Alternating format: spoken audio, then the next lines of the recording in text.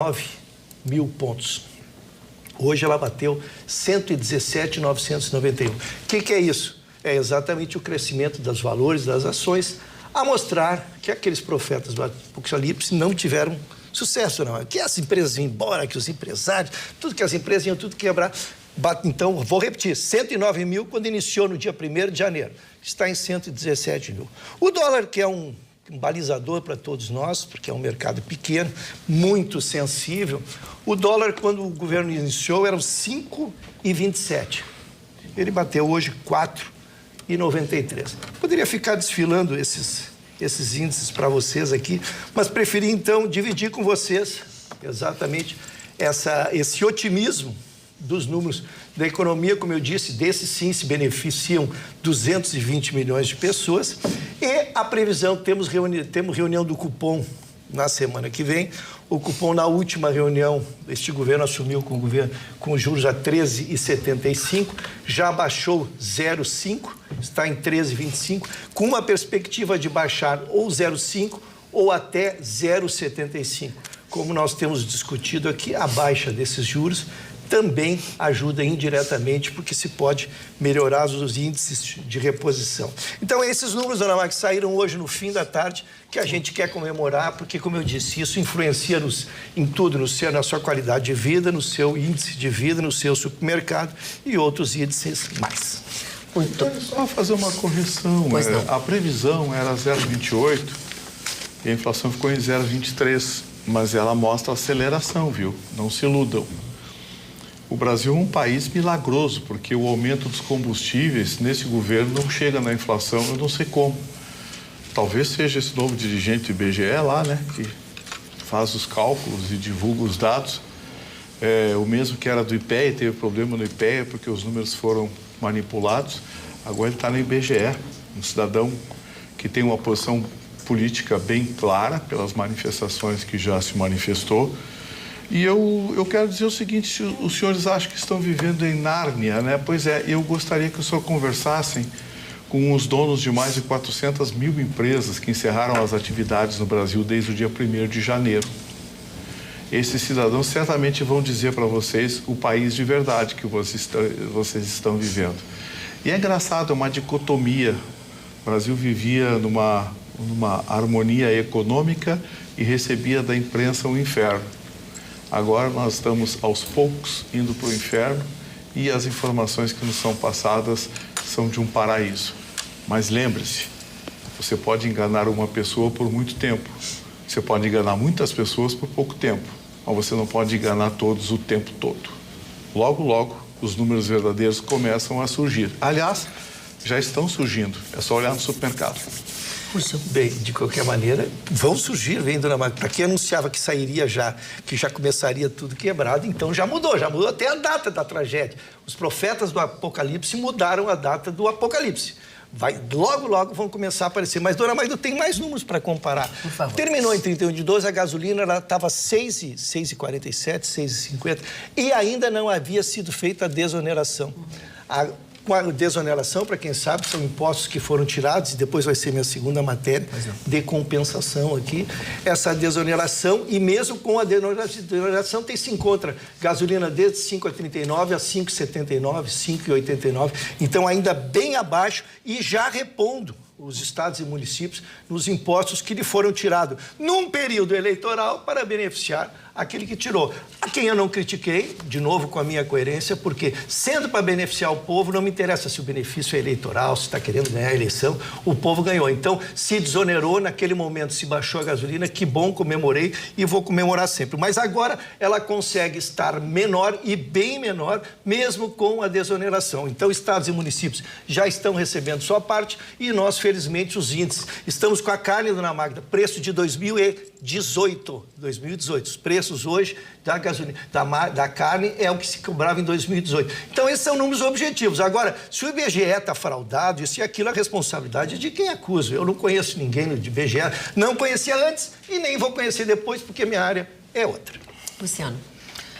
Não, eu acho só interessante que quem se preocupa com empresas que estão fechando, e de fato nós estamos, né, numa situação bem difícil para muitas empresas, especialmente as pequenas, mas também algumas médias, e especialmente para os cidadãos e cidadãs que vivem a dificuldade econômica, que é em grande parte derivada da alta taxa dos juros, né? Porque as empresas que quebram, elas quebram porque elas não conseguem renegociar as suas dívidas. Durante a pandemia, obviamente que a situação se agravou por conta do fechamento do comércio, da necessidade de se chamar as pessoas a ficarem em casa, e as empresas acumularam dívidas. E a taxa de juros que o Banco Central segue administrando, e a gente tem que lembrar sempre que o Banco Central agora é independente do governo, não é independente do mercado financeiro, ele continua sendo um fiel escudeiro dos interesses do mercado, mas é independente do governo. E o presidente do Banco Central, que foi aquele famoso que a gente sabe, se expôs durante o dia da eleição, demonstrando seu posicionamento político, é o defensor, né, dessa alta taxa de juros que leva à quebradeira das empresas. E não só leva à quebradeira das empresas, mas dificulta a vida das pessoas que precisam de crédito e onera as contas públicas, porque a taxa de juro é o indexador que faz com que o Brasil pague cada vez mais juros ao mercado financeiro, e a grande parte do orçamento do país vai para pagar os juros, né? Então, o Banco Central diz que não pode baixar a taxa de juro porque isso significaria a explosão das contas públicas, quando na realidade é justamente o contrário.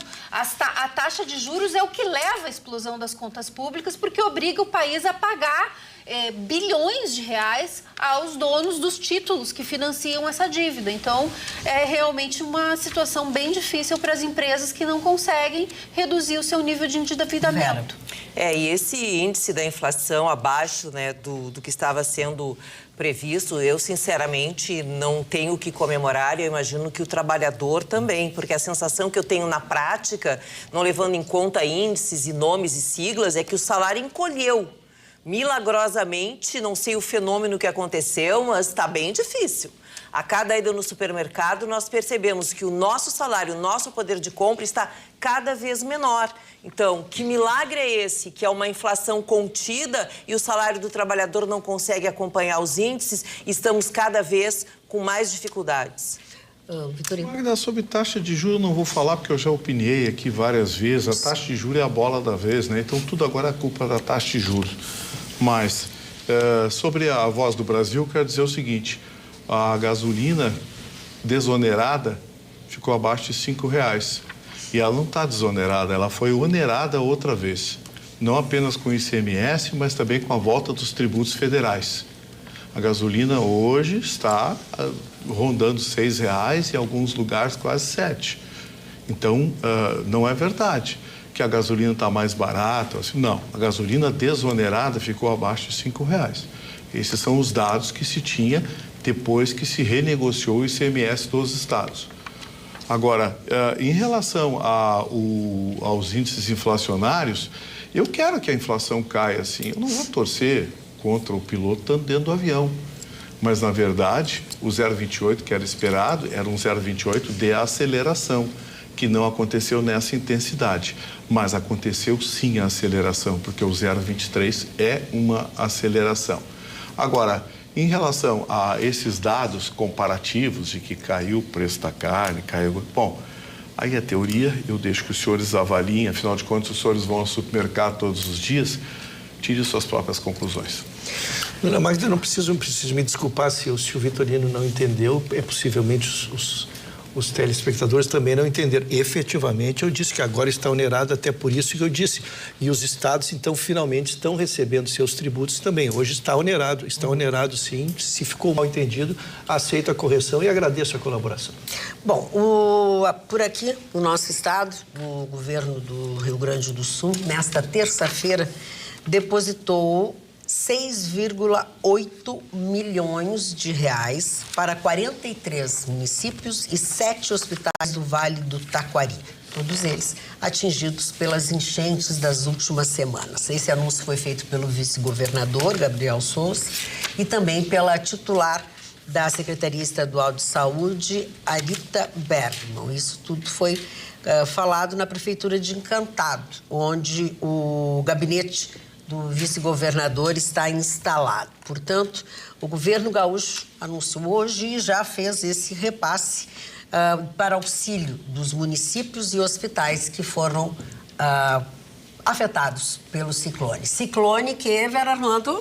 É que temos notícias, né? O mau tempo impera aqui no nosso estado e a previsão de que nós vamos ter mais dias com muitas chuvas e a instabilidade continuará aqui no Rio Grande do Sul. E depois daquele calorão todo que Porto Alegre registrou, nós tivemos temperatura acima dos 30 graus, um absurdo para esse período do ano, e estava previsto que nós teríamos mau tempo durante a madrugada. E começou cedo aqui em Porto Alegre. Em torno de 11 horas da noite, ventos fortes, cerca de 70 quilômetros por hora, causaram estragos aqui na região metropolitana, mas principalmente na fronteira oeste do nosso estado e também na região sul, cidades de Pelotas, Rio Grande e outras tantas foram bastante atingidas pelo volume de chuva, mas também pelo vento em excesso. Foi realmente uma ventania que nós tivemos e os estragos foram sentidos logo assim que o dia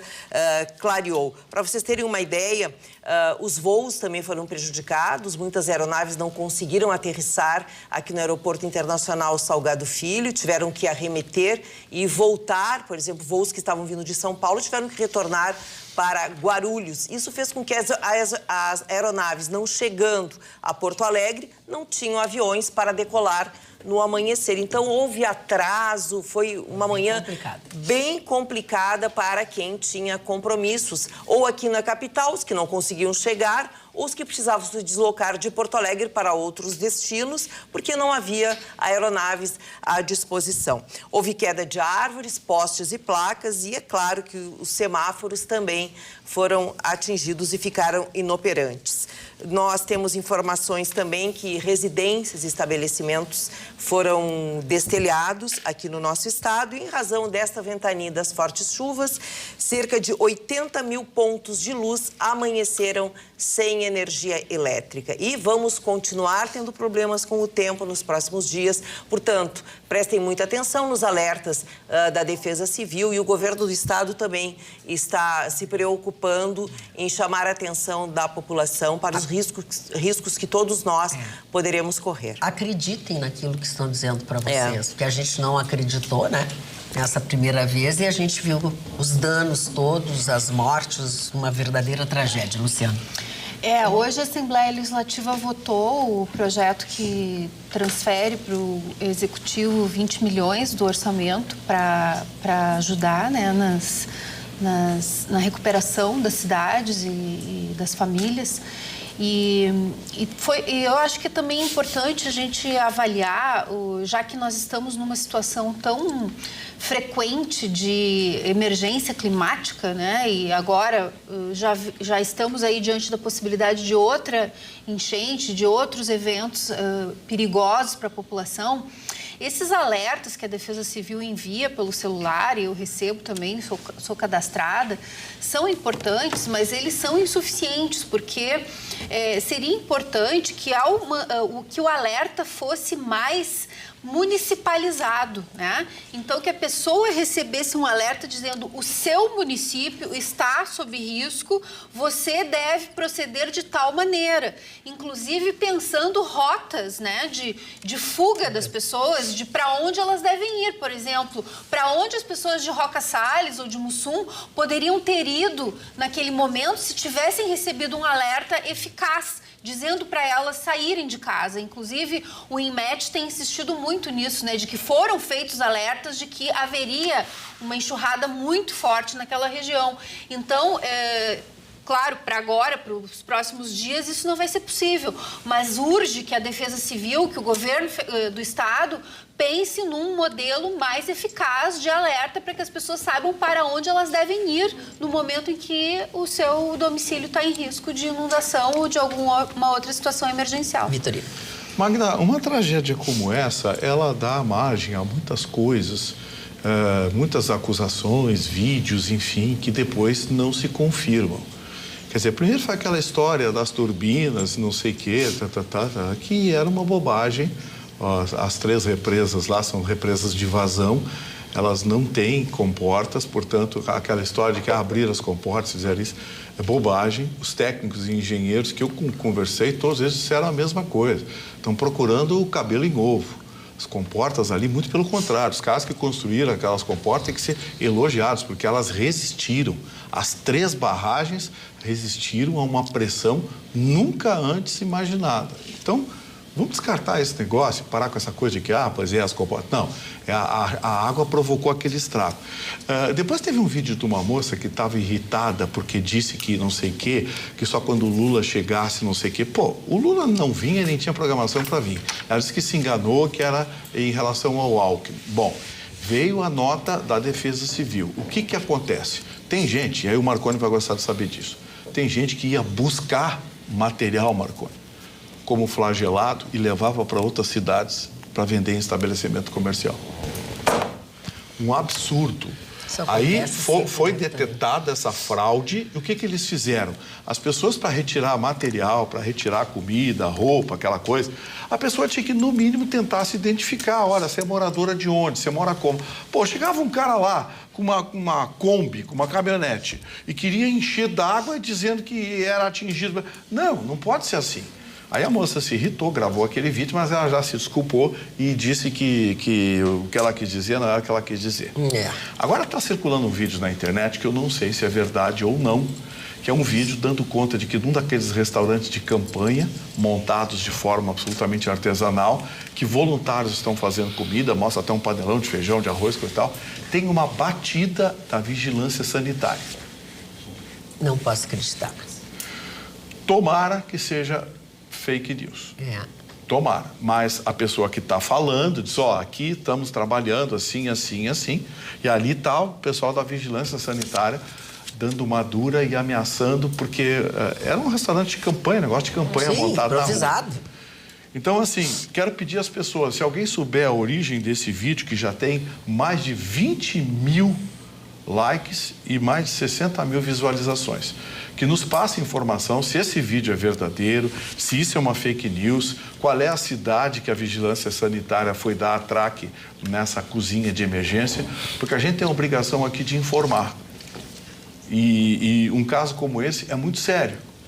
É muito sério. A gente até entende que a vigilância sanitária tem um trabalho importante, mas, pô, gente, bom senso.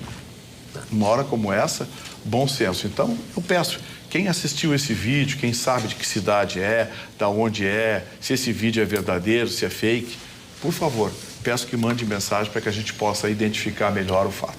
Sobre medidas futuras que nós deveremos ter, eu quero atualizar aqui que a Assembleia Legislativa poderá ter uma comissão permanente para tratar destes desastres naturais. E são situações e condições que nós vamos ter que aprender a conviver e precisamos, sim, estarmos preparados para isso. A proposta é do deputado Capitão Martim e essa comissão deve contar com 12 membros titulares, igual ao número de suplentes indicados pelos partidos que tenham representação na casa. Então, é bem importante que esse assunto, como a Luciana trouxe, a gente tem acompanhado a movimentação nestes municípios e hoje eles falam que muitos voluntários já se afastaram e que estão contando mais com a ajuda efetiva dos moradores, daqueles que são das cidades que estão ali fazendo as limpezas, né, e toda a movimentação necessária, mas não deve parar.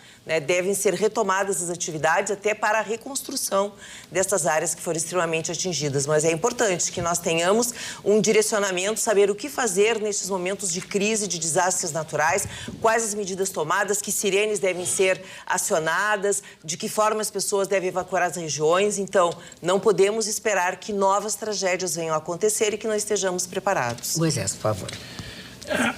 Ontem eu saí daqui bem incomodado com essa questão do fake news, né? Aí eu hoje estudei bastante a fundo a questão dessas 3 barragens porque eu ouvi uma afirmação aqui que me incomodou. Eu já dividi com vocês que eu, em 2013, estive trabalhando no estudo de impacto na administração e no meio ambiente lá na Amazônia, na Belo Monte, e eu tinha convicção de que a afirmação de que estas barragens, chamadas de vertedouro de soleira livre, que nem a barragem da Lomba do Sabão, só que aqui não tem geração de energia, que essas barragens categoricamente não possuem comportas. Está errado. É uma desinformação que eu quero combater aqui um dia depois, porque ontem se disse que não tem. E tem sim. Só que no afã, eu não estou defendendo o jornalista que falou que as comportas foram abertas e que não, de jeito nenhum. Mas afirmar que elas não têm comportas é uma desinformação. Elas possuem. Inclusive, eu trouxe... A nota é da própria empresa. Não, mas deixa a própria empresa é responsável pelas 3 barragens que deu essa informação. E eu explico, ó. Inclusive, eu fui atrás, né? Eu fui atrás, elas possuem sim, lá, ó, bem após o pórtico de grades, as primeiras comportas e embaixo também as últimas comportas.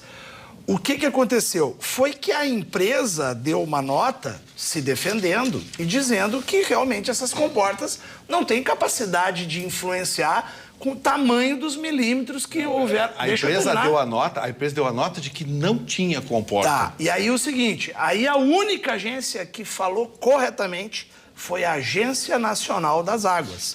Então eu estou parabenizando a Agência Nacional das Águas, a Folha de São Paulo repetiu o erro e a Agência Nacional das Águas confirmou que não houve liberação de água por meio das suas comportas e que elas não têm essa capacidade. Essas comportas que vocês viram ali, elas fazem a geração da energia no fio d'água. E realmente o vertedouro não foi as barragens. O Vitorino está certo, não é uma bobagem dizer isso, é uma afirmação. Mas dizer que essas barragens, Castro Alves, 14 de julho, e a outra, que não me engano o nome, acho que é Belo Monte, se não me engano, elas possuem, né? E eu fui porque ontem eu fiquei incomodado que a gente informou que não tinham. E fomos induzidos ao erro, porque o documento, como bem diz o Vitorino aqui e eu vou dizer o nome, da Ceram, eles escreveram, inclusive, no início, dizem que são solidários à tragédia. Quem escreveu, não sei. Escreveram muito mal aquela nota. A Ceram disse que não possui, mas a Agência Nacional das Águas hoje corrigiu isso e existem, mas não influenciam no volume que foi. Luciana Genro, por favor. Pois é, falando em fake news, nós, não sei se vocês se recordam, ainda quando a atual senadora era ministra da Mulher, Família e Direitos Humanos, ministra Damares, ela, num culto evangélico, ela divulgou uma informação que chocou o Brasil e o mundo, né? Ela falou que as crianças de Marajó tinham dentes arrancados para não morderem durante a prática de sexo oral e eram traficadas para exploração sexual, sendo obrigadas a comer comida pastosa para facilitar o sexo oral. E também que haveria imagens de estupros de bebês de 8 dias cujos vídeos seriam comercializados. Bem, essa declaração da Damares escandalizou e foi alvo de um debate, porque a própria população de Marajó se revoltou contra isso, né? Porque foi uma fake news sensacionalista, totalmente desrespeitosa com as vítimas de abuso sexual, que de fato existem, e são muitas, né? Muitas crianças são vítimas de abuso sexual no Brasil. E agora, então, o MPF ajuizou uma ação civil pública para que a União e a agora senadora Damares indenizem em 5 milhões de reais a população do arquipélago de Marajó. E eles, é uma ação assinada por 19 procuradores do Pará, onde eles pedem que esse valor seja dividido entre os dois, União e pessoa física Damares. É lamentável que a União, né, tenha que se solidarizar no pagamento de uma multa de uma ex-ministra e atual senadora, mas, independente disso, a indenização será para a população do arquipélago de Marajó, inclusive para que eles divulguem informações verídicas sobre o arquipélago, porque o prejuízo que eles tiveram do ponto de vista econômico, do ponto de vista do turismo da região, foi muito grande. O que me parece interessante também nesse caso é que a fake news, ela traz consequências, ela pode trazer consequências, inclusive financeiras, para as pessoas que as professam, que as divulgam. Então, inclusive, é muito importante que pessoas que têm credibilidade, que são jornalistas ou que têm espaço em programas de televisão, não levantem notícias que não têm certeza de que sejam verdadeiras, porque isso acaba aumentando ainda mais o alcance dessa notícia quando ela aparece num veículo de comunicação ou quando ela sai da boca de alguém que supostamente tem credibilidade. Foi o que aconteceu no caso do Alexandre Garcia, que ele é um jornalista e, ao divulgar aquela notícia falsa, ele deu credibilidade àquela notícia. E a Damares fez a mesma coisa, porque ela disse que ouviu essa história na rua, né? Então, ela ouviu de alguém na rua e vai lá com a sua autoridade de ministra naquele momento e repete o que ela ouviu sem nenhuma responsabilidade. Então, isso é muito grave e as pessoas têm que estar atentas, porque pode ter repercussões, inclusive, financeiras, né? Como vai ser o caso se a ação do Ministério Público tiver sucesso para a Damares e para a União. O Alexandre Garcia também vai ser processado. É o que anunciou o Flávio Dino, que mandou investigar. Sim. E, se for o caso, vai haver denúncia, coisa e tal. Eu acho que deve se fazer mesmo, eu acho que deve ser feito. Aliás, acho que deveria fazer isso não só com jornalistas, mas com políticos também, que mentem nas entrevistas, que dizem verdadeiras barbaridades mundo afora.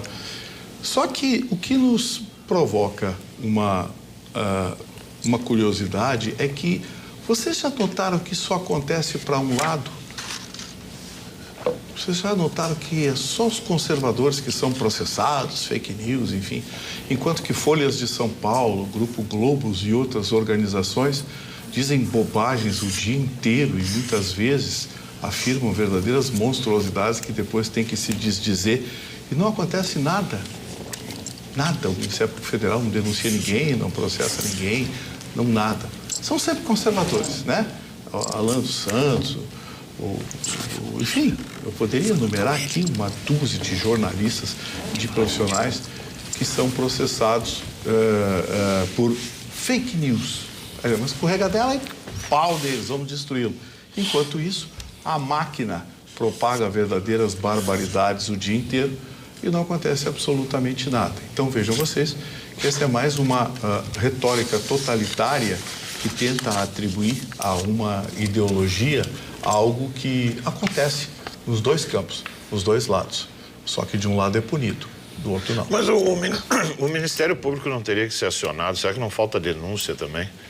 É que, de repente, porque acontece, claramente acontece, a gente ainda brinca aqui, é claro, o jornalismo, o que chamava de fake news no governo anterior, agora chama de gafe inusitada, chama de deslize. Muda de nome. Chama de, mas a esquerda tem isso, ela costuma ser extremamente chata e barulhenta por qualquer coisa. Você faz assim, esse te denuncia, faz assim, te denuncia. Não seria uma falta dessa ação por parte da direita, que costuma às vezes deixar passar e não ir buscar, então não ir fazer o barulho igual? Eu queria dizer que tem muito ranço ideológico, dele. porque esse cara da AGU não é o Messias, não é aquele do passado lá. Não, esse é o Messias. Não, do Advocacia Geral da União. É o mesmo, aquele Messias. Aquele. Né? Então, o que eu queria só jogar luz na questão do Alexandre é o seguinte, eu vi o vídeo, mais uma vez. Ele fala que tem que investigar Ele fala também que sobre matérias de dois jornais impressos que circulam aqui, não são tão bons nem tecnológicos como o Sul, são impressos ainda. Mas ele mostra as reportagens de prefeitos, e aí eu estou me somando ao que o Vitorino disse aqui, tem que responsabilizar os prefeitos também da região de Bento Gonçalves que fizeram essas denúncias sobre as comportas. A afirmação dele de que as comportas estavam abertas não é mentira, estavam abertas, elas não influenciam, mas estavam abertas, porque não tem, se fechasse ia ser pior. Então, assim, eu acredito que não vai dar em nada, essa questão do Alexandre Garcia, não vai dar em nada, mas se der, a AGU também tinha que acionar os que provocaram essas reportagens, que são prefeitos da região de Bento Gonçalves, que fizeram as mesmas acusações sem ter prova nenhuma. E se der algum problema com você aí, na questão de dente, alguma coisa assim, o Vitorino tem a resposta. Tem que sorrir, né, Magda? A tem. ideia é sorrir e nessa hora você precisa conhecer a clínica odontológica mais querida de Porto Alegre. Lá o doutor Gustavo, o doutor Arturo vão receber vocês e mostrar que o seu caso, sim, tem solução. Pode ser mais simples do que você imagina. Todos os exames são feitos lá mesmo, na clínica. Você não precisa se deslocar. Recupere a sua autoestima, volte a sorrir e mastigar com qualidade. Mas atenção, tanto o Gustavo quanto o Arthur estão lá na Dom Pedro II, número 1015, no bairro Higienópolis, em Porto Alegre. Lembrando que lá tem estacionamento próprio. Agende a sua avaliação pelo fone WhatsApp 980-22-5357. Eu preciso passar para a Luciana. Luciana, por favor. Não, ela foi a que se inscreveu antes de todos vocês. Eu ia justamente na mesma linha do Marconi, porque eu mesma fui autora de uma denúncia ao Ministério Público, um programa numa rádio bastante popular aqui do Rio Grande do Sul. Tinha uma convidada, que era uma policial civil aposentada, e eles estavam entrevistando a ministra Damares. Por coincidência, era a mesma personagem. Ou não tão coincidência, né? E estavam falando sobre pedofilia com a ministra Damares. E essa ex-policial aposentada fez uma associação entre a comunidade LGBT e a pedofilia. Ela disse assim, esse LGBTQIA+, esse A é de pedofilia. E esse pessoal defende pedofilia, e foi nessa linha o discurso dela. E eu denunciei ao Ministério Público, e agora, alguns dias atrás, eu fui testemunha na audiência, né, onde ela está sendo processada por divulgar fake news e por LGBTfobia, né, por associar a comunidade LGBT à pedofilia. Então, é preciso denunciar. Eu vejo a direita se alimentar de fake news, aliás, desde da eleição do Bolsonaro, durante toda a pandemia. Nós vimos, através do WhatsApp, a circulação de fake news muito intensa. E todas as que eu pude, eu denunciei. Então, eu acho que quem enxerga fake news em alguma notícia que está vendo, né, na imprensa, deve denunciar o Ministério Público e exigir providências, porque isso é a única forma que nós temos de zelar pela boa informação. Assim como também se acham que índices do IBGE, do IPEA estão sendo manipulados, não podem jogar isso assim ao vento. Tem que exigir providências. E qualquer cidadão, e mais ainda pessoas que estão imbuídas de mandato, têm o direito e a obrigação de exigir fiscalização, investigação sobre qualquer suspeita, seja de falsificação de dados, seja de falsificação de informação. Tu ainda queres te manifestar? Eu queria só dizer o seguinte, que não sou eu que levantei suspeitas. Esse cidadão que foi indicado para o IBGE, ele foi muito criticado pela imprensa, mas as pessoas lêem só o que querem. Então, nem sempre a informação que é assimilada é a informação adequada para se fazer um juízo de valor. Então, não sou eu que estou levantando suspeitas. A levantando suspeitas foram os técnicos, especialistas e estatísticos que disseram que o nome desse cidadão, até pelas posições políticas assumidas no passado, era de alguém de esquerda que detém uma suspeita e, por conta disso, levanta questões dessa ordem. Agora, dizer que é fake news, levantar suspeita, gente, nesse programa aqui levanta um caso suspeita que vai te contar. Já chamaram o Bolsonaro de tudo. De tudo já foi chamado nesse programa aqui.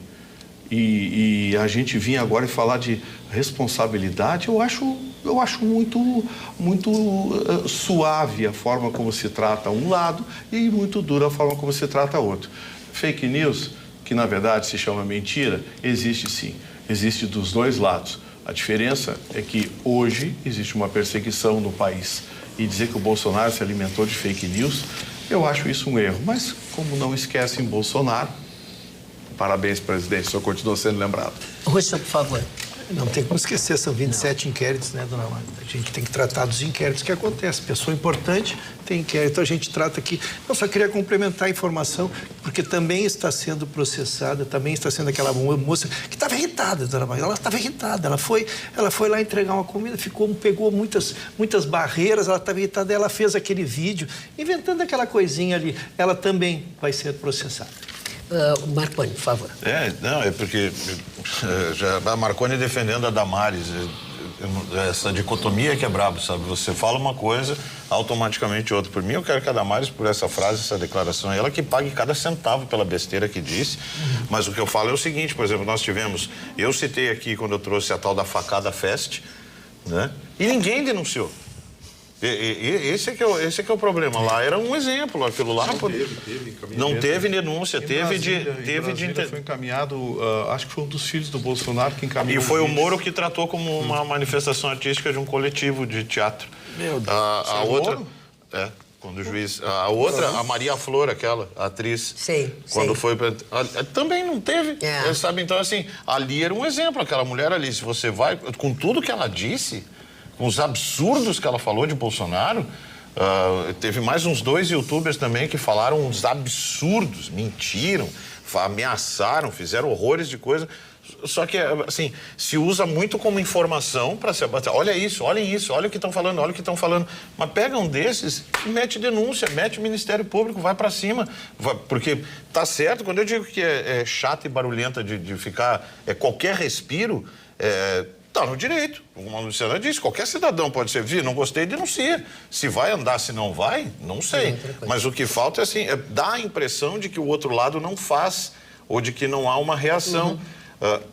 Faz muito, mas há pouca reação. Tem que se começar assim, abriu a boca, falou esse tipo de bobagem, chamou de nazista, chamou de fascista, mete na justiça, vai para cima e pronto. Verinha. Pois é, já que foi citado o ex-presidente Jair Bolsonaro, quero trazer o boletim médico aqui com as informações. Ele submeteu a cirurgias hoje, né? Mais uma vez, ele precisou ser internado e uma delas é desvio de septo. Ele passa bem e são as informações mais recentes, que ele está se recuperando muito bem após mais uma internação e a necessidade de cirurgia. Muito bem. Doutor Russo, por favor. Dona Magda, a matéria que eu trago aqui está muito linkada, até dei um drops. Um drops. Homenagem ao Chicão. No lugar do iluminado Chicão, aqui nós mandamos um abraço, esperamos que esteja bem, que esteja bem. É que o ministro Padilha anunciou antecipação de 10 milhões para compensar estados e municípios com perda de ICMS.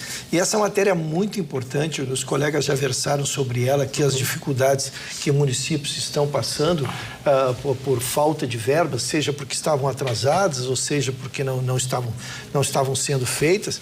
E aí, nessa data de hoje, foram liberados 10 milhões para municípios e estados. Então, essa é a grande notícia. Ela está sendo antecipada, ela seria em 2024, né? Ela está sendo feita agora em 2023 e até 2026 serão um total de 27 bilhões distribuídos aos municípios. Então, isso é o que estaria marcado. Também está sendo feita uma compensação de arrecadação para o fundo de participação dos municípios. E aí entra a matéria que eu até avancei um pouquinho no debate da primeira matéria, que é exatamente, houve a desoneração e também houve a redução, eu até anotei bens de primeira necessidade aqui. Foram o diesel, a gasolina, energia elétrica, comunicações e transporte coletivo. Esse aí, com a desoneração, seja total ou parcial, tirou dos municípios que arrecadam parte desses tributos, que é importante para o seu dia a dia, né? Para um prefeito é muito parecido com a casa da gente. Tu tem que pagar a luz, tem que pagar o pão, tem que pagar a comida e daqui a pouco não entra a tua receita, tu fica ali atrapalhado. E é isso que ocorreu. Então, esta verba, este adiantamento, hoje que a gente tem que saudar, e também esses valores que serão antecipados, aí sim pelo governo federal, desses fundos de participação, que foram tirados dos municípios. Se discutiu muito à época como seria recomposto isso, quem iria pagar isso, quando iria ser pago, e é isso que buscam os municípios agora. Então se espera, dona Magda, que esse dinheiro chegue na ponta, né? Que a gente sabe que tem folhas de pagamento, tem fornecedores, né? Como eu disse, eu comparo muito municípios à casa da gente. Tem que ter o dia a dia para poder administrar. Vamos agora... Opa, perdão. Eu queria só repetir a frase do Paulo Zukovski, que eu disse aqui. Paulo Zukovski disse que, em janeiro, apenas 7% dos municípios brasileiros estavam com déficit. Não tinham recebido e tinham recurso para receber do governo federal. Ele falou que hoje são 52%. Então não teve retenção nenhuma. Esse governo é que não repassou o dinheiro dos municípios. Agora vem com esse papo lá, o Padilha, de que vamos mandar não sei quanto, vamos fazer não sei o quê, vamos fazer não sei o quê. Esse governo adora divulgar número, mas fazer que é bom não faz. Eu vou aguardar em 10 dias, eu vou conversar com alguns prefeitos e vou ver se chegou o dinheiro. E aí eu digo para vocês se esse governo cumpriu a palavra, pelo menos dessa vez. Vamos então agora à próxima pauta. O que é estar presente? É dividir um espaço ou uma vida? É compartilhar superações e conquistas? Estar presente foge da lógica do tempo. Não é ontem, nem amanhã, é o agora. Para Dr. Klin, a presença é sinônimo de cuidado. É fazer a sua saúde melhor hoje. Por isso, com a Dr. Klin, você e os funcionários da sua empresa têm acesso às principais instituições de saúde do Estado, como a Santa Casa de Porto Alegre, o Hospital São Lucas da PUC, o Hospital Mãe de Deus, o Divina e também ao Laboratório Weiman. E o Hospital Dr. Klin, aqui em Porto Alegre, inicia em breve as suas atividades. E a gente vai te contar tudo aqui mesmo no Atualidades. Acesse o site, simule o seu plano e receba agora mesmo uma proposta. Dr. Klin, planos de saúde, familiares e empresariais. Verinha. Pois, olha, o número de desaparecidos, atualizações, após os ciclones aqui no Rio Grande do Sul, o número caiu para 9 pessoas que ainda não foram localizadas, né? É feito todo um levantamento, todo um trabalho de ajuste de informações, inclusive a Polícia Civil se deslocou para lá, também aqui de Porto Alegre, se juntando já à corporação do Vale do Taquari, no sentido de colaborar para fazer esse levantamento de uma forma um pouco mais organizada, porque todos sabemos o quanto é difícil, em um momento de crise, um momento de muita emoção. As pessoas estão muito envolvidas ali com todo o cenário e, às vezes, alguns dados, infelizmente, eles não correspondem à realidade trágica do momento.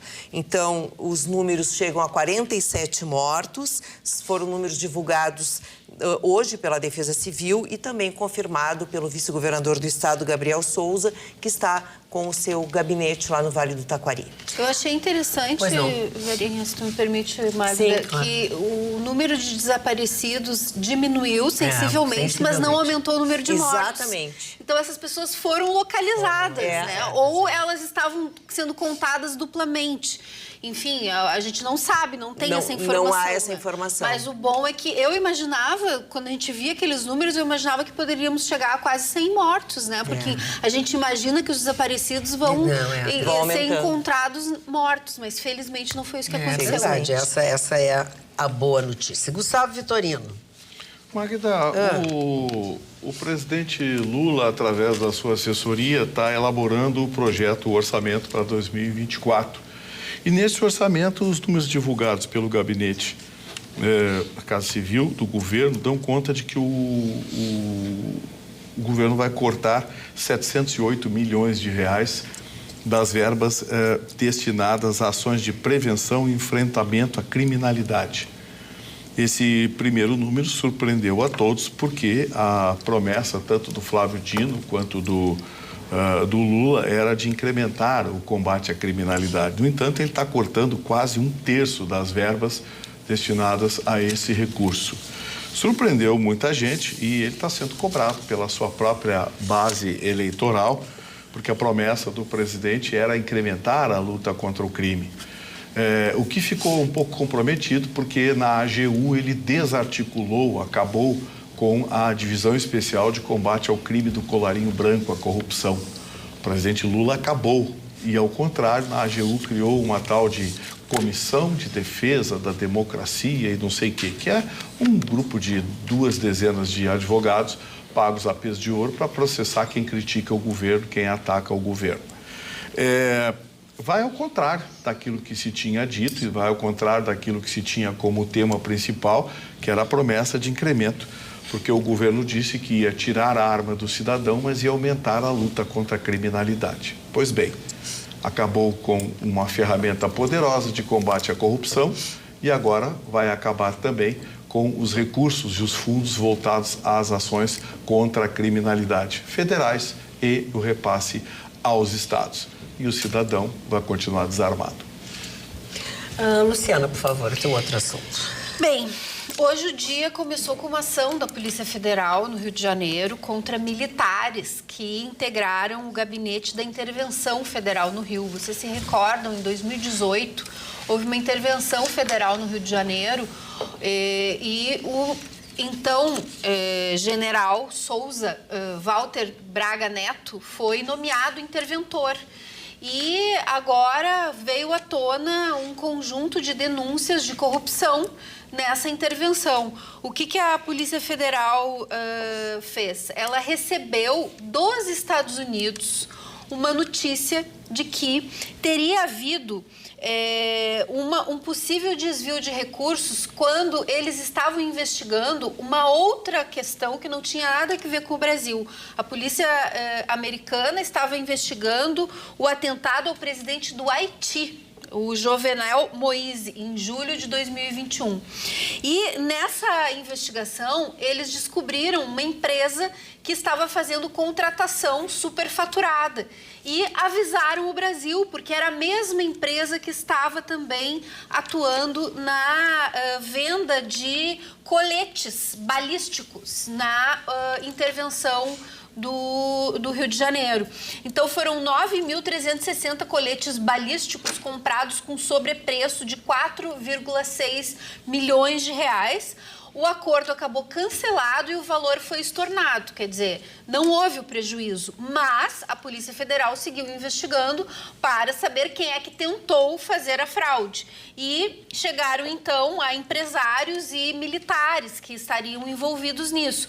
A Polícia Federal informou, inclusive, que o ministro da Casa Civil em 2020, porque o Braga Neto virou ministro da Casa Civil, depois ele foi candidato a vice do Bolsonaro, mas em 2020 ele era ministro da Casa Civil, ele continuou mantendo contato com essa empresa e com lobistas intermediários dessa empresa, mesmo depois de ter suspendido a compra. Então, ele teve o seu sigilo telefônico quebrado, né? E outros militares e empresários tiveram, inclusive, buscas e apreensões nas suas residências como parte dessa investigação de compra superfaturada de coletes balísticos durante a intervenção no Rio de Janeiro.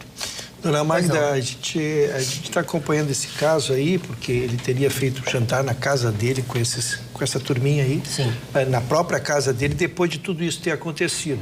Mas o inquérito é que vai provar, só que ele soltou uma nota oficial da qual eu ouso discordar, onde ele diz exatamente porque as compras foram suspensas e não houve nenhum prejuízo, portanto nada aconteceu. Não.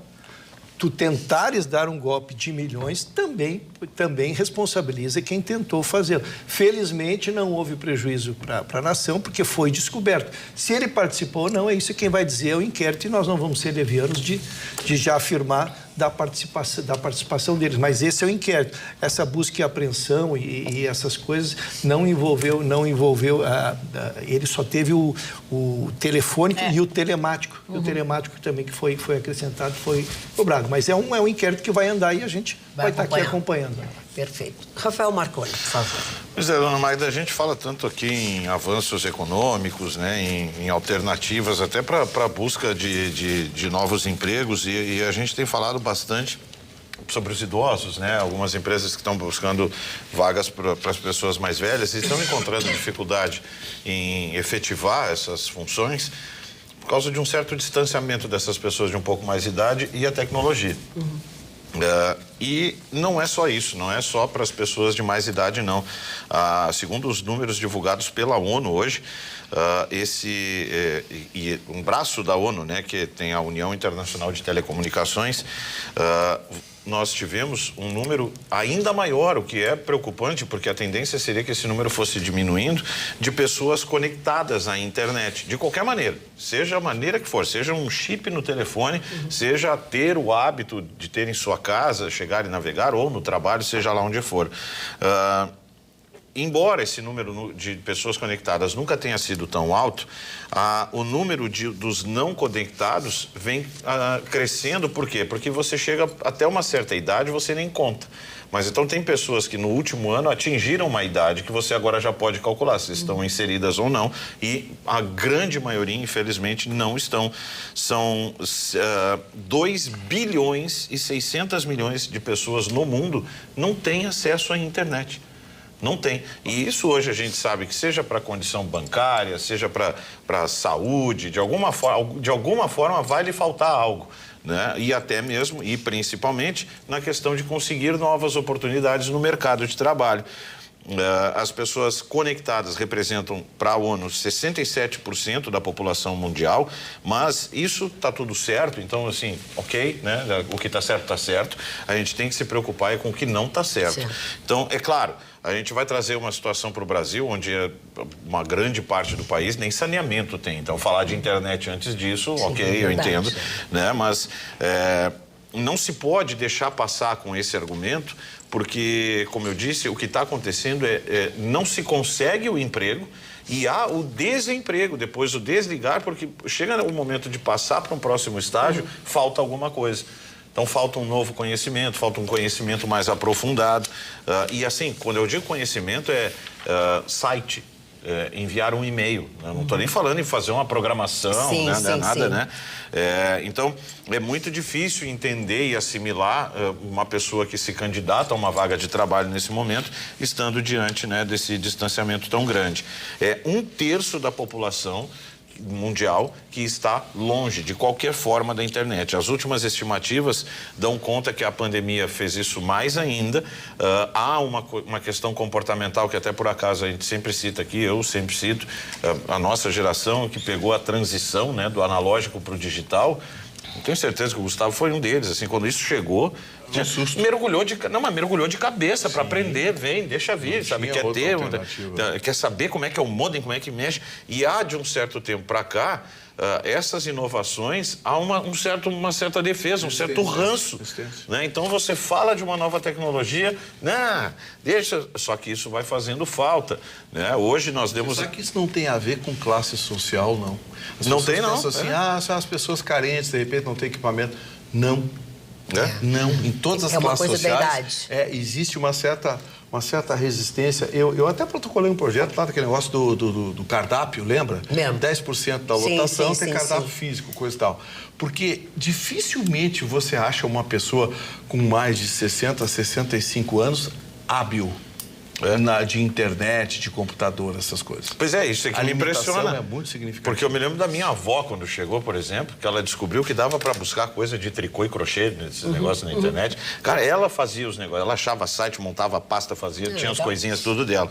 Então, assim, hoje já é bem mais difícil isso. Você não consegue se inserir, né? Então, tem os itens, claro, tem muito também que as pessoas às vezes até querem, mas aí você tem a falta de estrutura das localidades onde essas pessoas vivem. Então, hoje, os pontos mais drásticos são a baixa velocidade de conexão, preços altos demais, falta de conhecimento digital básico pela maioria dessas pessoas, barreiras culturais e linguísticas, que é aquilo das palavras, né, de usar os termos, discriminação de gênero, aí eu não entendi, essa eu não entendi como é que... Isso é bobagem. E às vezes a falta até de acesso, aí volta à raiz do negócio, a falta de acesso até à eletricidade. Não sei por que eu me lembrei de algumas pessoas, mas sempre lembrando que estar bem informado nunca foi tão importante. Você tem a prova aqui no andar deste programa.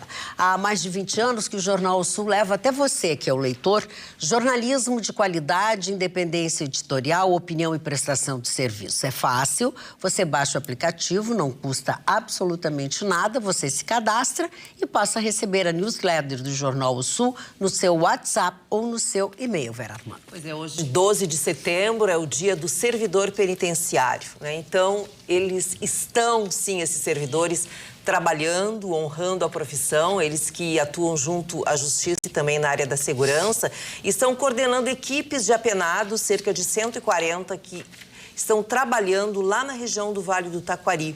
Então, essa equipe, coordenada pela SUSEP, eles estão fazendo a limpeza das cidades, esses 140 apenados, e eles são oriundos de várias cidades ali da região, mas estão sendo coordenados, então, pela Polícia Penal. Aqui nós enviamos, então, nosso reconhecimento e parabéns pela data, 12 de setembro, dia do servidor penitenciário. E pelo trabalho que eles têm que desenvolver, o risco que eles têm em todas essas coisas, né? Os nossos e pela exposição, né, dona Magda, a gente que lida um pouquinho mais de perto, porque quando tu estás no exercício da tua atividade, tu estás até num sistema, estás protegido. No momento que tu sai dali, tu é um CPF circulando na rua e com quadrilhas te desejando o bem ou pressionando. E surgiu a nova modalidade de crime, que é exatamente a ameaça a esses servidores para que eles entrem no presídio com coisas, porque eles têm acesso, exatamente. E eles, por terem esse fácil acesso, são muito pressionados, são ameaçados com crianças. Então, se tornou uma atividade que era uma atividade comum, né? Ela hoje é uma atividade de muito respeito, de muita dedicação, profissionais que a gente tem que ter o maior carinho, que fazem essa coisa. E precisariam ser mais acobertados pelos governos estaduais e pelo governo federal. Sem dúvida. Porque eles são atirados num covil. Quem conhece, quem já foi uma vez, que nunca vá, mas quem já teve, ou por dever de ofício, ou porque foi visitar alguém, quem já foi a um presídio sabe o que são as condições deles. E aí cabe a eles, né, em meio de facções, em meio a tudo, manter uma suposta ordem. Então, a todas as homenagens que se faz, às vezes é pouco, dona Maria. Já que tu citasse isso, sabe aqueles filmes que vocês veem? Esqueçam, aquilo é lá nos Estados Unidos. Aqui é uma coisa completamente prisão modelo, é um horror. Todo mundo separado, né? E vale lembrar, né, que agora a Polícia Penal vai ter também uma nova tarefa, já está desempenhando, que é no antigo presídio central aqui da capital, que hoje é a cadeia pública, onde a Brigada Militar, depois de muitos e muitos anos, a Brigada acabou entrando para ficar um único período, né, onde houve problemas bem graves na questão da segurança, mas isso se alongou por muitos e muitos anos e agora, felizmente, saiu a Brigada para exercer também a sua função de segurança nas ruas e em outras situações, e os especialistas no assunto, que fazem parte da Polícia Penal, cumprindo o dever dentro da cadeia municipal. Luciana. Eu sou coordenadora da Frente Parlamentar em Defesa dos Servidores do Sistema Penitenciário, do Sistema Prisional, e nós fizemos uma audiência pública e uma das queixas que eles têm é justamente a dificuldade de ter acesso a armas, né? Porque o governo não está cumprindo uma regulamentação que eles entendem que é válida, que permitiria a todos eles que frequentam os presídios, que trabalham dentro dos presídios, portarem armas. Então, essa é uma das reivindicações, mas são inúmeras, até porque eles se queixam muito da falta de efetivo. Inclusive, há muitos concursados aguardando serem nomeados, vários vão ser chamados agora com a saída da brigada da cadeia pública, mas mesmo assim, para que o Estado Estado recupere o controle sobre as cadeias e não as facções que hoje controlam a maioria das cadeias, é preciso mais servidores. E, evidentemente, precisam ser valorizados. Então, homenageá-los nesse dia é muito importante, porque realmente eles fazem um serviço muito penoso, muito duro e não tem o reconhecimento devido. Só para a informação, porque a notícia na íntegra está no Jornal O Sul, sob a coordenação do deputado Elton Weber, a Frente Parlamentar da Agropecuária Gaúcha da Assembleia aprovou uma pauta para dar apoio às vítimas das enchentes. Foi reunida nesta terça-feira em Lajeado, são mais de 20 municípios atingidos e a Frente Parlamentar, então, que é presidida, como eu já disse, formulou uma pauta emergencial.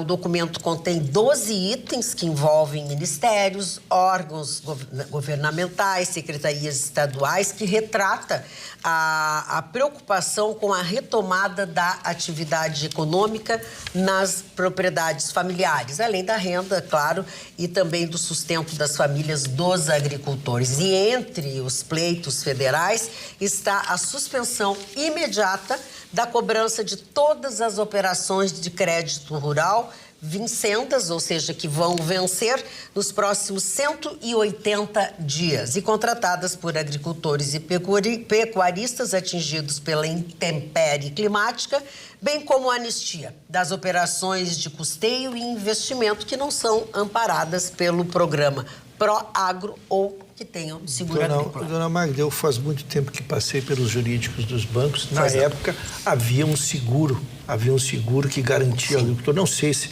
como os bancos evoluíram, entre aspas, tanto, não sei se ainda tem esse seguro aí, mas sempre uma notícia dessas bem-vindo e agora, já no curso do programa, foi anunciada uma nova medida que é importantíssima, que a gente tem que trazer, que foi a liberação de 600 milhões do fundo de garantia, exatamente para essas pensões, e especialmente 1 bilhão, vou repetir, 1 bilhão em empréstimo a juros zeros. E aí vamos conferir se efetivamente vai se efetivar, né? A juros zero, porque não adianta crédito, aqueles juros que a gente conhece, não adianta, vai endividar o agricultor, vai dividir. É só para sair no jornal ou é na só TV manchete. que estão fazendo e tal, barará. O anúncio que está se fazendo é liberação de 600 milhões do Fundo de Garantia e 1 bilhão via BNDES a juros zero, exatamente pelos prejudicados. E assim nós vamos encerrando o Atualidades Pampa de hoje aqui na nossa TV. Nós vamos continuar com estes e outros assuntos nos canais digitais,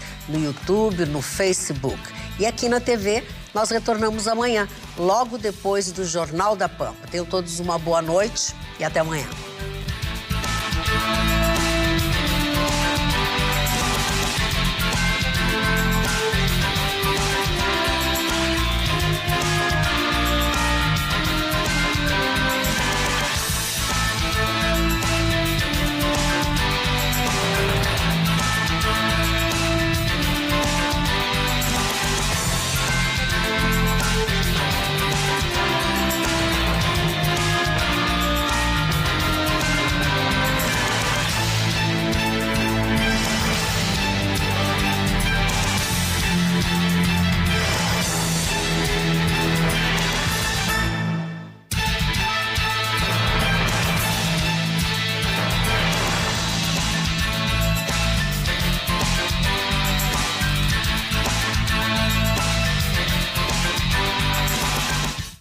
Moisés, por favor. Hoje à tarde foi o julgamento de uma denúncia no Ministério Eleitoral, né, do Ministério Público, e sobre a conduta de um agente público, que é deputado estadual aqui da região metropolitana, o deputado Valdir Bonato, conhecido como Professor Bonato. E o relator, desembargador eleitoral Afife Jorge Simões Neto, afastou no seu relatório e deu por improcedente a denúncia. Ele é o parlamentar, o deputado estadual mais votado da bancada do PSDB e, de forma unânime, foi acolhido. Todos seguiram o relator, o desembargador Afife Jorge Simões Neto, e a gente gosta de jogar luz aqui quando algumas injustiças são reparadas, porque o deputado Valdir Bonato se afastou do cargo de prefeito de Viamão no início do ano da eleição, e essa denúncia parecia, gente, que era dirigida por alguém ou por algumas pessoas interessadas, talvez, na cadeira do deputado Valdir Bonato.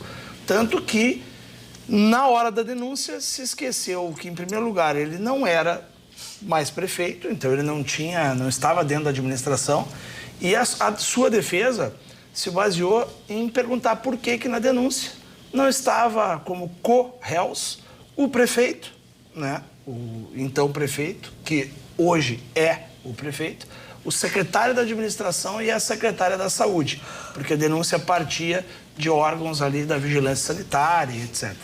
E o desfecho foi positivo ao deputado, então foi afastado a chance de ele perder o seu mandato na tarde de hoje. Então, vindo para cá que surgiu a primeira reportagem e divido com vocês aqui. Então, está descartada a hipótese do professor Valdir Bonato lá no TRE, hoje à tarde, por unanimidade. Muito bem. Rafael Marconi, por favor. Dona Magda, a gente tem trazido seguidamente esses fenômenos, né, da natureza. Eu até brinco às vezes, o mundo tá, né, o mundo tá louco, tá se revoltando. E ontem até comentamos as chuvas na região da Líbia. E depois do terremoto, né, no Marrocos, e a gente falou bastante aqui sobre a situação aqui no estado em função das chuvas, as notícias, Dona Magda, é de que números oficiais agora dão conta de mais de 5.200 mortos. Mas os números não oficiais, o daqueles que já tratam alguns casos de desaparecidos, dada a região, dado o tamanho do estrago, dado o tamanho do problema, é de que esses números podem chegar a já de mais de 11 mil mortos. 11 mil mortos em função de chuvas na região da Líbia. Há imagens, eu até ia separar, mas a gente foi tão abalroado com as daqui do estado. Há imagens em que você... total. Eu até falei na Rádio Pampa sobre alguns casos aqui no Rio Grande do Sul, e eu levo para essa mesma situação. Dependendo da crença, dependendo da idade, do que a pessoa já enxerga, de como ela entende, eu tenho certeza que há pessoas que morreram com a certeza de que o mundo estava acabando. Que porque o cenário do que se viu acontecer ali, e lá não tem nenhuma comporta em dúvida. Assim, e nada tem deserto, né? É uma coisa incrível, né? É um negócio maluco, maluco. É a tragédia já considerada a mais mortal da história daquela região, né? Ou seja, sempre aquele argumento de, mas isso acontece sempre, é cíclico, acontece, né? Assim, nós temos visto algumas coisas se registrando hoje como as mais mortais e as mais trágicas, né, de toda a história. O relato é de que, até brinquei hoje comentando com outro colega meu, que assim, se extraterrestres viessem para cá naquele momento e observassem as condições do planeta, o relatório seria, aqui não dá para viver, aqui vai embora, porque as condições do que estava ali naquele momento, era uma chuva... usa-se até, né, na imprensa algumas vezes essa expressão de proporções bíblicas, né? Porque é uma expressão que quando tu ouve tu já pensa, né, que então assim a Cruz Vermelha, outras entidades, está todo mundo se reunindo de alguma forma. O problema é que o mundo, como eu disse no início, não tem mais como saber quem vai para ajudar o quê, aonde, entendeu? É terremoto no Marrocos que morreu gente demais, é agora essa tempestade na Líbia, aí já tem as vítimas das queimadas ainda, né? Agora recentemente, tornados, e a China também a China teve mais essa ainda, teve chuvas dessas torrenciais, que agora precisou colocar uma equipe para ir atrás e tentar ajudar as pessoas para recuperar crocodilos que estão nos lugares, porque como as águas se misturaram, Algumas regiões onde as pessoas moravam estão ali ilhadas, estão ali meio, né, Tem no crocodilo. desespero. Agora, além de tudo, tem crocodilos gigantescos que saíram do seu habitat, ou seja, devem estar com problema de alimentação, devem estar passando por uma série e há esses outros riscos. Então, em termos de desabrigados na Líbia, já passa de 25 mil, são 20 mil desabrigados. Assim, tem lugares em que as pessoas... Não se sabe o que vai fazer. E o problema é a mesma coisa, guardadas as proporções, do que eu cito aqui no Rio Grande do Sul, a médio e longo prazo, que por exemplo, Mussum, né? Nós tivemos aqui na região de Mussum 16 mortos, se eu não me engano, 16, né? Mas tem toda a população. Só que 85% dessa cidade virou de perna para o ar. E aí o que faz agora com essas pessoas? Como você organiza, como você recoloca essas pessoas, reconstrói, e aí na Líbia essa preocupação segue para o mesmo caminho, porque tem outras tantas questões envolvidas. A Líbia pede ajuda internacional, diversos países estão reunidos, o Papa já se manifestou inclusive, e dado o número de mortos, não há como a população mundial inteira, né, não se mobilizar. Dona Vera. Eu estava olhando até aqui as fronteiras, né, da Líbia, e ela faz fronteira com o Egito. Certamente esses crocodilos do Nilo estão migrando. Não, os crocodilos são na China. Ah, na China? São na China. Ah, bom. Isso é porque a China também está passando Meu por problemas com Deus. inundações. Porque faria mais sentido, né? No caso da Líbia, Agora, do proximidade jeito que com... tá, as coisas já... Como é que é? É que agora, do jeito que as coisas estão, não faz mais Como muito é que é? sentido muita coisa. O jacaré é globalizado. Mas que estranho. Não, mas ele falou crocodilo, né, jacaré? É crocodilo, então. Crocodilo do Nilo, no Nilo é chamado de crocodilo. Só crocodilo. Vera, por favor. Deixa eu trazer uma informação aqui. Nós sabemos das consequências das nossas atitudes, sejam elas positivas ou negativas. Mas continuamos poluindo, sujando as nossas águas, os nossos rios, os nossos arroios. A prova disso é que o Departamento Municipal de Água e Esgotos de Porto Alegre, desde o início do ano, já removeu 228 mil metros cúbicos de resíduos que seriam lançados diretamente no Guaíba. Possivelmente alguns desses resíduos, né, uma boa porcentagem desses resíduos possam até ser de forma natural, pela movimentação das águas, enfim, pela poluição do ar e outras tantas características. Mas muitos de nós sabemos, né, o quanto o ser humano polui as águas, e o resultado é esse, um trabalho constante, né, nestes arroios, por exemplo. Essa operação que eu trouxe agora para você já ocorreu no Arroio Santo Agostinho, até a sua foz no Arroio Feijó, no Arroio Cavalhada e, como sempre, na foz do Dilúvio.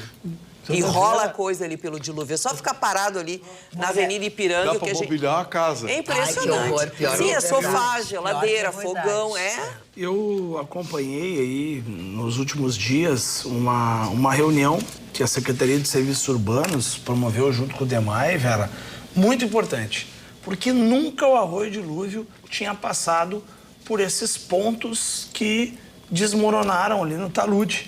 Vocês podem ver que transita na capital, tem inclusive isolamento. Está interditada, né, a pista. Interditados para verificar. E fiquei muito contente porque os servidores estão investigando a fundo se não foi, na verdade, o ato de aprofundar a retirada dos resíduos, porque houve aí... Faz um certo sentido. Houve aí inclusive um questionamento se aquele resíduo iria ou não iria para a região sul da cidade, para o aterro sanitário, aonde deve ir. E aí teve alguns meses que a gente acredita que se passou na profundidade. E aí a resistência acabou botando todas as pedras para dentro.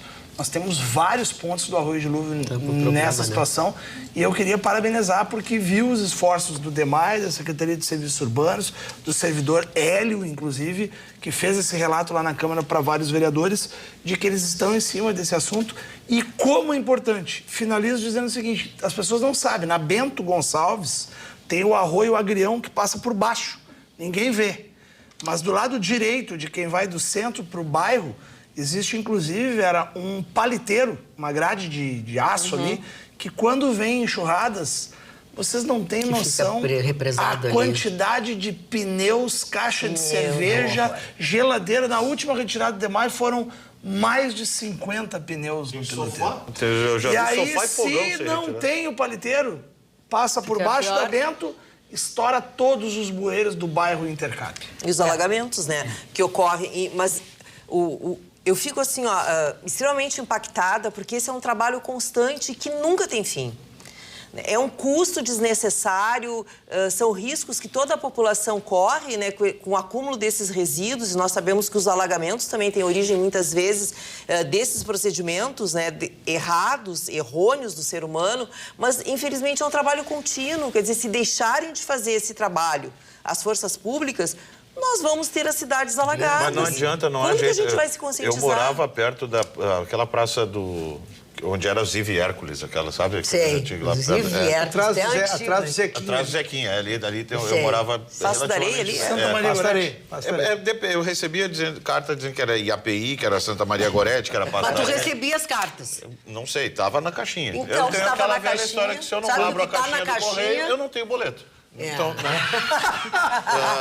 E eu passeava com o meu cachorro por uma praça que tem ali. Sim. E eu cansei, não foi uma nem duas vezes, cidadão estacionava. Não era nem dali, da região. Chegava de carro, abria o porta-mala, 2 sacolões de lixo daqueles. Botava. Ali naquela praça ali. Sim. Fechava o carro, Largava na praça? na praça e ia embora.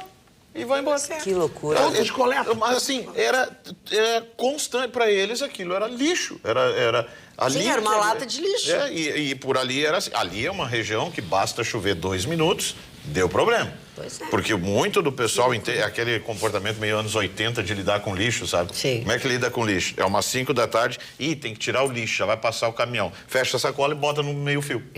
Isso é o lidar com o lixo do pessoal. É Só que aí tirar chove, de dentro de é casa. tirar da visão, só. É tirar tudo da visão. misturado, tudo não sei o quê. E só para explicar, já que a Vera também não entendeu, explicar para o pessoal aqui. Assim, crocodilo na China, não na Líbia. Não falei na Líbia, falei na China. Líbia é outra coisa. Não, nem fala em Líbano. Crocodilo. Ou é na Ásia, outro é na África. Marconi é louco, agora crocodilo Mas na que tu Líbia. é louco, é uma verdade. Sim, mas Aí não por causa pegar, do não, crocodilo, também. né, dona Maria?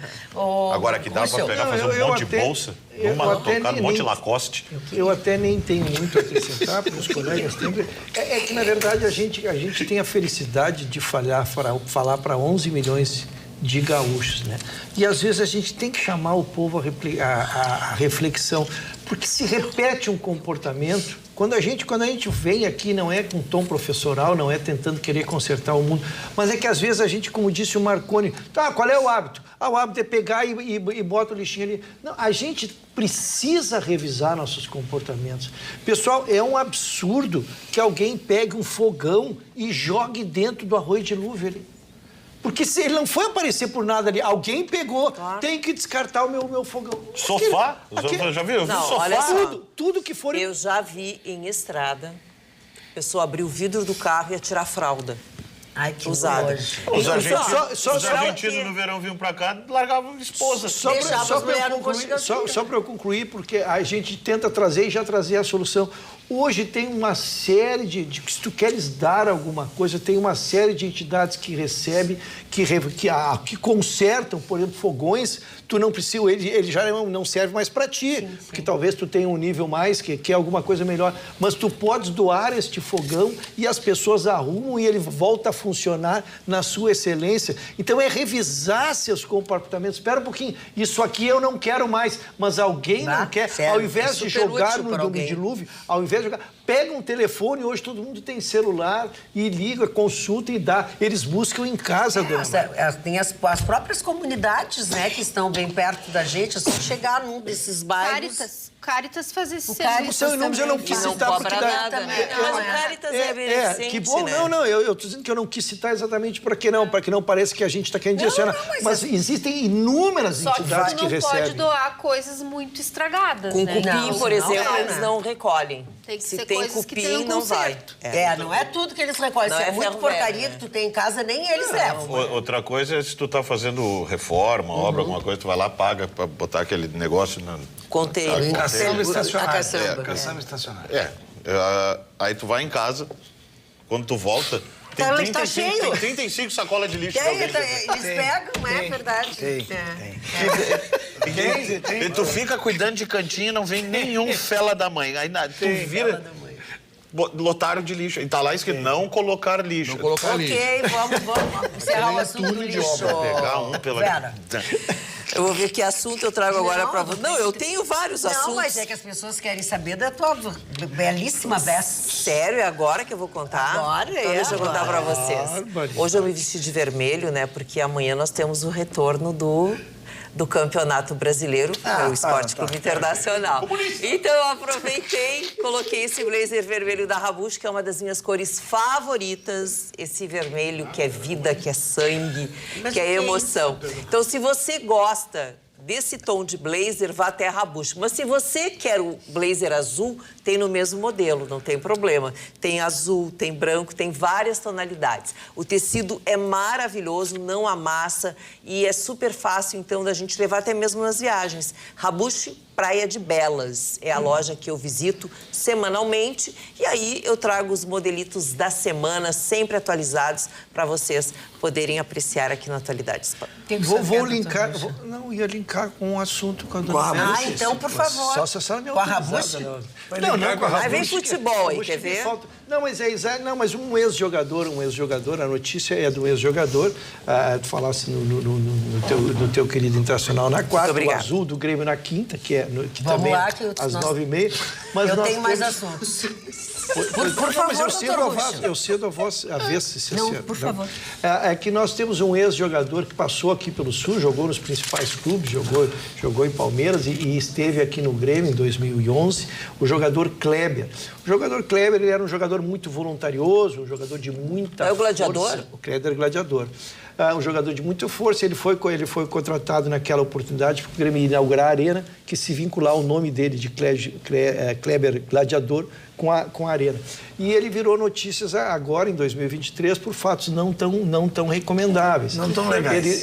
Não tão legais. Ele, num posto de conveniência, de novo alertando. Pessoal, vivemos um grande big board. Tu acha que tu vai dar soco, que tu vai fazer e acontecer, e depois soltar a nota oficial que não fiz nada. Eu fico impressionado, Marconi. A cara dura. Tu não vai... que não bateu. Não fiz nada, Marconi. Não fiz nada e não deu soco em ninguém. E aí o vídeo, se vocês entrarem aqui, tem um vídeo dele dando soco. Dando soco, distribuindo a torta. Distribuindo soco. E ele solta uma nota oficial dizendo que não fez nada. Então, eu só quero linkar. Primeiro, que se tenha cuidado hoje, Primeiro que não deva fazer, né? Primeiro, dar soco em alguém não seria a melhor forma. Mas se tu fores para lugares públicos, imaginar que tu vai fazer isso e depois se eximir. Não, ele está bem comprometido, ele agrediu um homem, ele empurrou uma mulher lá, disse palavras de LGBTQI+, e todo alfabeto lá, preconceituosos. E aí, lógico, uma figura como ele, pública, repercutiu, é notícia nacional, e ele soltou uma nota oficial, e aí que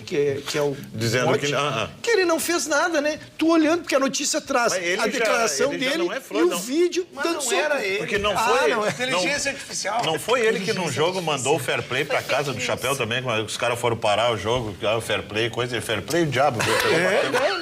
Ele tinha esse temperamento, como eu digo, muito voluntarioso.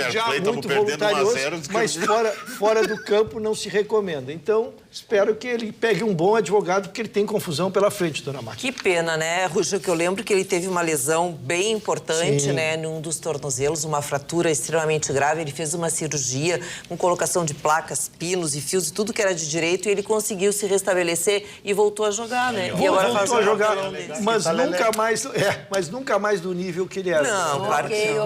Ok. Vamos lá, Moisés, por favor. Mega curto o meu comentário. Mega curto. Pronto, obrigado. Valeu. Mega ou é curto? Olha só. Acabou. Enquanto no Brasil a gente discute aqui sobre censura, rede social, os Estados Unidos e o Departamento de Justiça, vocês sabiam que ele está desde hoje chamando 100 pessoas para depor, porque eles estão investigando nada mais, nada menos que a Google. Segundo o Departamento de Justiça, a Google só é a potência que é por contratos ilegais com empresas de telefonia que instalam padrões e eles estão querendo investigar essa hegemonia que a Google tem para poder combater uma série de ilegalidades na internet. Pensem nisso enquanto eu lhes digo até amanhã. Isso aí, esse assunto terá desdobramento, sem dúvida alguma. Mas está na hora da gente encerrar o Atualidades Pampa de hoje por aqui. Lembrando que as nossas opiniões, as nossas atitudes são de nossa inteira responsabilidade. Mas o que é mais importante, amanhã, logo depois das notícias aqui da TV Pampa, do Jornal da Pampa, nós estaremos aqui para mais um encontro com vocês. Tenham todos uma boa noite e até lá.